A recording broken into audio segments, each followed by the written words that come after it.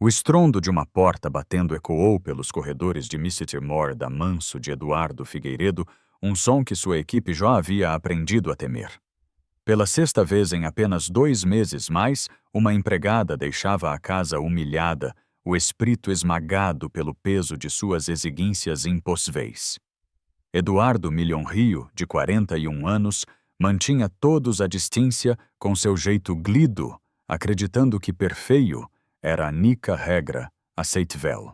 Atrás de sua mesa de mogno polido com olhos afiados que cortavam qualquer desculpa, tratava funcionários como ferramentas descartáveis e no como pessoas com vidas e dores perprias.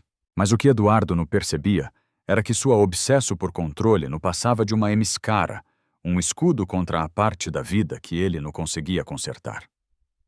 No andar de cima, sua filha de 6 anos, Clara, lutava contra o CNCR. Antes loirinha e cheia de risadas, agora se sentava em silêncio, no quarto de brinquedos a cabeça lisa, brilhando sob a luz suave, as bonecas alinhadas como companheiras, mudas. A Duena tinha roubado no S, sua sade, mas também o calor do pai. Incapaz de encarar a dor da filha, Eduardo se escondia atrás de regras, prazos e uma autoridade fria. Quando a péssima candidata chegou, não era como as outras. Seu nome era Luciana Alves, uma mulher negra de 30 anos cuja vida havia sido marcada por dificuldades, mas também fortalecida pela resiliência. Precisava desesperadamente do emprego, passando a ferro o uniforme na noite anterior a ficar impecável. No entanto, ao atravessar as portas de carvalho macio, sentiu algo diferente, como se aquela casa silenciosa e carregada de tristeza não fosse apenas mais um trabalho, mas um campo de batalha de luto, onde sua coragem silenciosa logo colidiria com o coral congelado de um Milhon-Rio. Luciana se sentou ereta na poltrona de couro do escritório de Eduardo Figueiredo, as mãos repousando no colo, como se estivesse prestes a enfrentar um julgamento. O olhar dele era cortante, duro como mina. Leu seu currículo como quem analisa um contrato, parando apenas para disparar perguntas curtas. "Teres empregos anteriores", disse ele com voz firme e fria. "Por que foi dispensada do elitimo?" Luciana respirou fundo, firme, sem se intimidar. "A família se mudou para o exterior, senhor. Trabalhei com eles por 2 anos sem qualquer problema." Eduardo recostou-se na cadeira, batucando a caneta sobre o mogno. "Esta casa tem mais de 3.000 metros quadrados. Cada superfície precisa brilhar. Cada detalhe deve ser perfeito. Não tolero marcas em espelhos, nem um grô de poeira no chão." A voz dele caiu para um tom mais sombrio. "E mais uma coisa. Não deve em hipótese alguma interagir com minha filha. Seu trabalho limpar no cemitério." Luciana assentiu com a cabeça, embora a restrio lhe doesse fundo. Sempre fora carinhosa com crianas, e elas por instinto buscavam o calor de sua presença. Mas ela precisava daquele trabalho. O salrio que Eduardo Figueiredo oferecia era maior do que qualquer outro que Joto tinha visto, suficiente para tirar a família das dívidas e finalmente dar ao irmão mais novo a chance de ingressar na universidade. Ao sair do escritório, acompanhada por Dona Carmen, a governanta antiga da casa Luciana deixou escapar um arrepido olhar para o salo principal. Ali, sentada no chão de Mirmore, frio, estava a pequena Clara. A cábia lisa pelo tratamento de quimioterapia se escondia sob um gorro de L colorido. A menina brincava em silêncio com suas bonecas, os ombros midos carregando uma tristeza pesada demais para algum de apenas 6 anos. A cena atravessou Luciana como uma flecha. Ela repetiu para si mesma que seguiria as regras, manter distância, abaixar a cabeça, não interferir. Mas no fundo algo mais forte pulsava dentro dela, um instinto quase materno que sussurrava uma promessa. De alguma forma encontraria um jeito de devolver luz àquele pequeno mundo mergulhado em sombras. Na primeira manhã de trabalho, antes mesmo do sol nascer, Luciana Jotot estava de pé. Passara a ferro. O uniforme azul marinho, a cada vinco, ficara afiado como vidro. Quando atravessou as portas macias de carvalho da Manso dos Figueiredo, o coral batia forte no de medo, mas de determinal. Havia jurado a si mesma que resistiria onde tantas outras fracassaram. Dona Carmen a recebeu com um sorriso cansado, marcado pelos anos de sérvio. O senhor Eduardo não perdoa erros, murmurou, enquanto caminhavam pelos corredores. 5 mulheres antes de você tentaram. Nenhuma ficou mais de 1 ms. Ele observa tudo. Luciana absorveu cada instruo polir os cristais apenas com a soluo indicada, jamais passar pano umido no mirmor, dobrar os lenes sempre em 3 partes iguais. Suas mãos se moviam firmes meticulosas como as de uma cirurge. Mas não era o rigor do trabalho que a inquietava, era o silêncio daquela casa. Um silêncio denso que parecia empurrar contra o peito quebrado apenas pelo eco dos pé-frios passos. No fim da manhã, enquanto espanava o salo principal, ouviu o roar leve de pés pequeninos. Virou-se e encontrou Clara parada no batente da porta. A menina usava um vestido rosa com unicórnios estampados e o gorro de trick puxado até cobrir as orelhas. Os olhos grandes e frios a observavam com uma curiosidade silenciosa. Oi, sussurrou Clara, a voz fina e frágil como um fio de vento. Luciana aprendeu a respirar. Lembrou-se da ordem do patro, não fale com minha filha. Mas diante daquela figura tão pequena e solitária, seu coral se apertou. Conseguiu apenas esboar um sorriso suave e acenar discretamente, antes de voltar para o pano que deslizava sobre a mobília. Clara entrou no salo mesmo assim. Sentou-se sobre o tapete persa, ajeitando as bonecas em quéculo. Esta também não tem cabelo, murmurou acariciando a cábia lisa de uma princesa de brinquedo. As palavras cortaram o silêncio da Manso como vidro se partindo. Luciana apertou com fora o espanador, lutando contra o instinto de se ajoelhar ao lado dela, de abrá-la com todo o carinho que trazia no peito. Em vez disso, obrigou-se a continuar lustrando a mesa, os olhos ardendo com eligrimas contidas. Horas depois, quando Eduardo Figueiredo voltou para inspecionar os semodos, seu olhar frio percorreu cada superfície. Passou a mão no corrimo, examinou os espelhos contra a luz. Por fim, fez um aceno quase imperceptível. Aceitável, disse uma rara aproval. Mas Luciana mal ouviu. Sua mente ainda repetia a cena de Clara sentada no tapete agarrada à boneca careca e sussurrando sobre serem iguais. Naquele mesmo fim de tarde, no nibus de volta para casa, Luciana ficou olhando pela janela o coral pesado. Jurara seguir as regras de Eduardo. No fundo, Porm sabia por mais ergidos que fossem os limites que não conseguiria ignorar a dor daquela menina para sempre. Na segunda semana, Luciana Jotto havia memorizado cada canto da Manso Figueiredo, o eco dos pé-frios passos sobre o murmur, o cheiro persistente de cera de limo nos corredores, o zumbido baixo de uma casa que parecia mais um mausoleu do que um lar. Mantinha a cábia baixa, limpava com preciso implacável, mas o coral estava sempre em outro lugar. Cada vez que avistava Clara Frdil brincando sozinha em sales grandes demais para seu corpinho, o peito se apertava. Numa tarde, enquanto organizava a galeria do andar superior, Luciana esbarrou numa mesa e quase deixou uma moldura de família despencar. Conseguiu segurá-la a tempo às mustrmulas. O retrato mostrava Clara 2 anos mais nova, com os cachos dourados soltos correndo atres, de borboletas num jardim ensolarado. O contraste com a criana plida e silenciosa, que conhecia agora, era quase insuportável. Uma voz suave interrompeu seus pensamentos. Esse foi o meu aniversário, disse Clara, parada à porta. Luciana se virou sobressaltada. O gorro de L da menina havia escorregado para trás, revelando o couro cabeludo nu. Clara entrou devagar, os olhos fixos na fotografia. O papai me chamava de princesa quando eu tinha cabelo. Agora não mais. A garganta de Luciana se apertou. Lembrou-se da regra do patro, mas a dor nas palavras da menina era crua demais para ser ignorada. Ajoelhou-se até que seus olhos estivessem na mesma altura dos dela. Vox, ainda uma princesa meu bem, sussurrou com doura. No cabelo que faz isso. A coragem.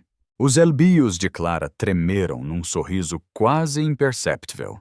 Acha mesmo? Tenho certeza, respondeu Luciana, forando a voz firme embora o coral batesse descompassado. O momento se quebrou quando passos pesados ecoaram pelo corredor.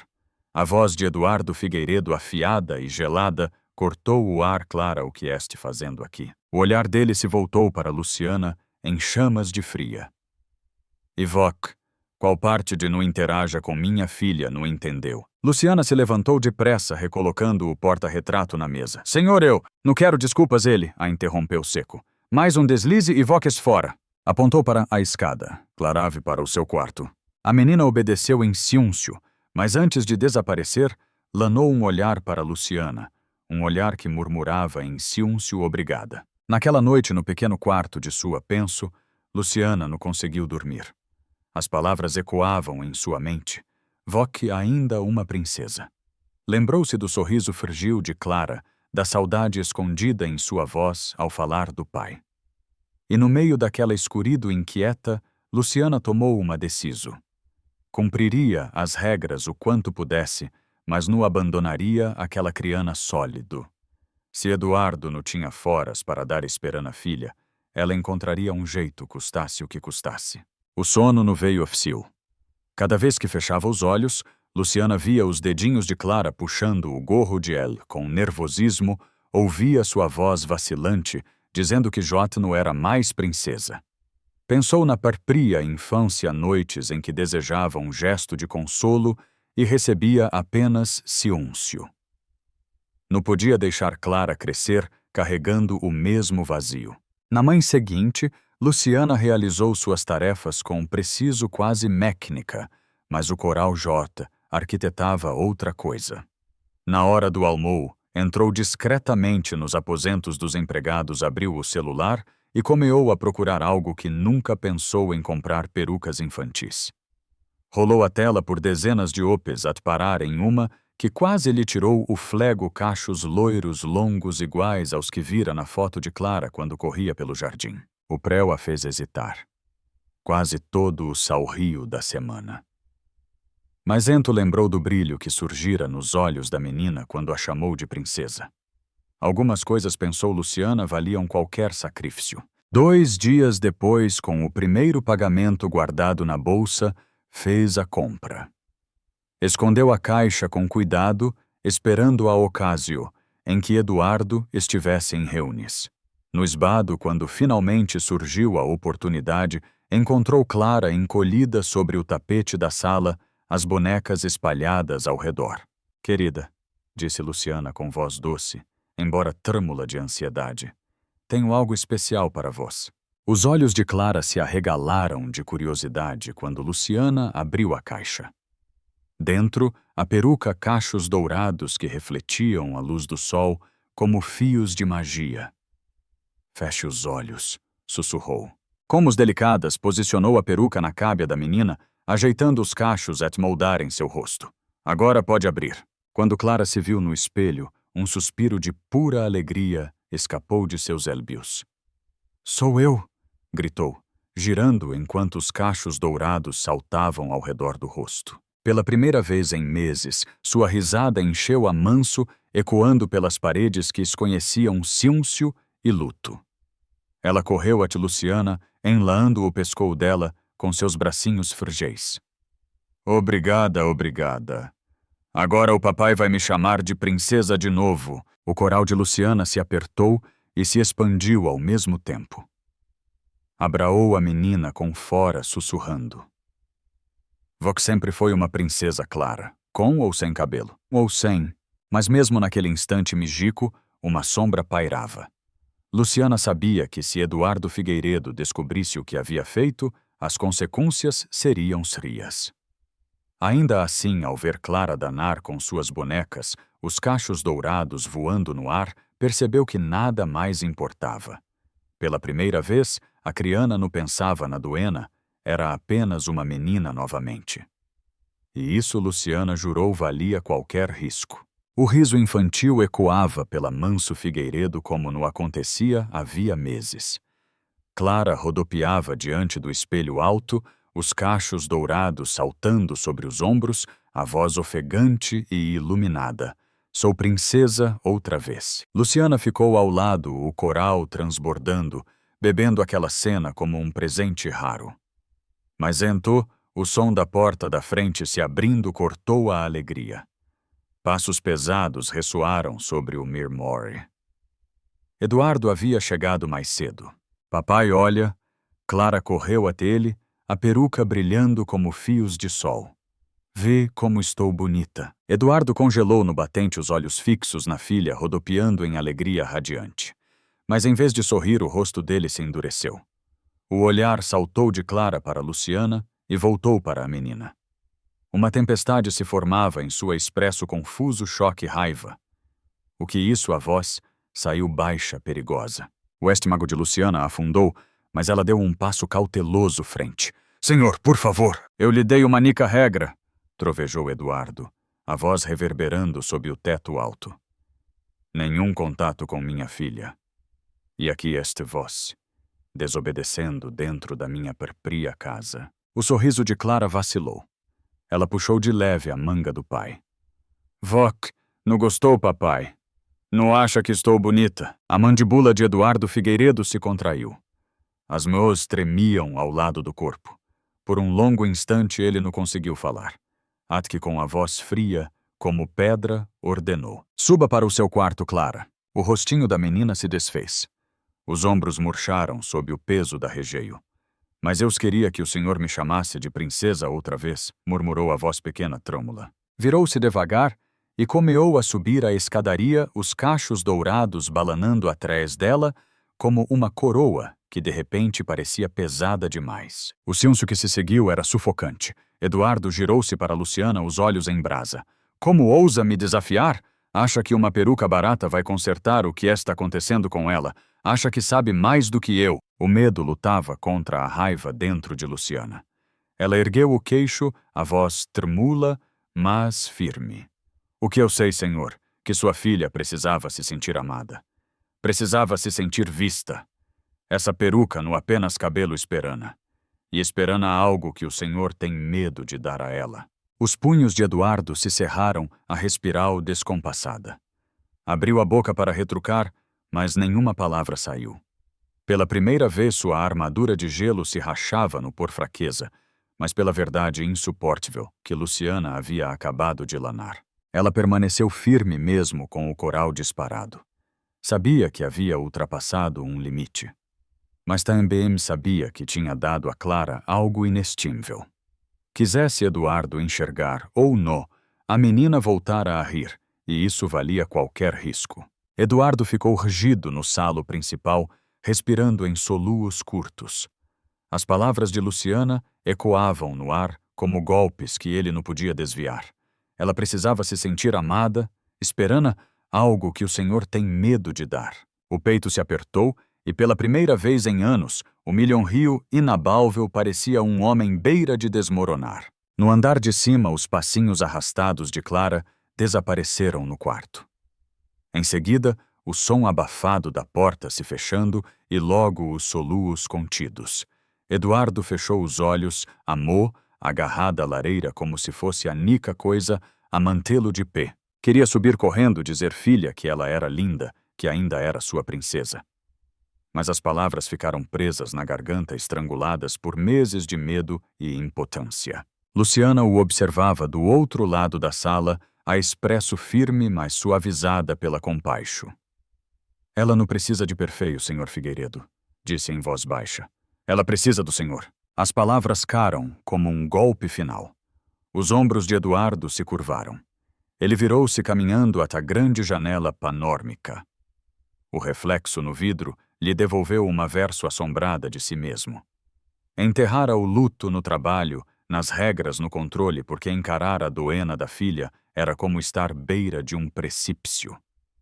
Toda vez que olhava para ela, via a esposa perdida à vida, escorrendo pelas mãos, e a verdade apavorante de que o dinheiro não podia devolver-lhe a Sade.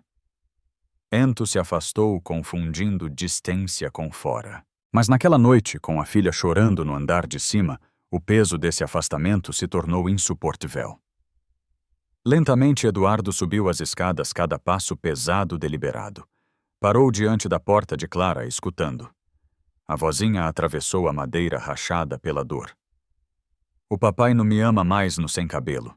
As palavras o despedaçaram. Empurrou a porta. Estava ela encolhida sobre o travesseiro, a peruca dourada, ainda na cabeça mida, as lágrimas marcando-lhe o rosto. Eduardo ajoelhou-se ao lado da cama, a mão tremula estendida. Por um instante não conseguiu falar, até que a voz explodiu crua e sem defesa. Ah, Clara, minha menina doce. As lágrimas caram sobre o cobertor. Eu te amo mais do que tudo neste mundo. Vó que sempre foi minha princesa com ou sem cabelo. Clara piscou por entre as lágrimas, estendendo os bracinhos e envolvendo o pescoço do pai. De verdade, papai. Sempre ele sussurrou, apertando-a, como se temesse que desaparecesse. No corredor, Luciana encostou-se ao batente da porta, em silêncio, os olhos também marejados.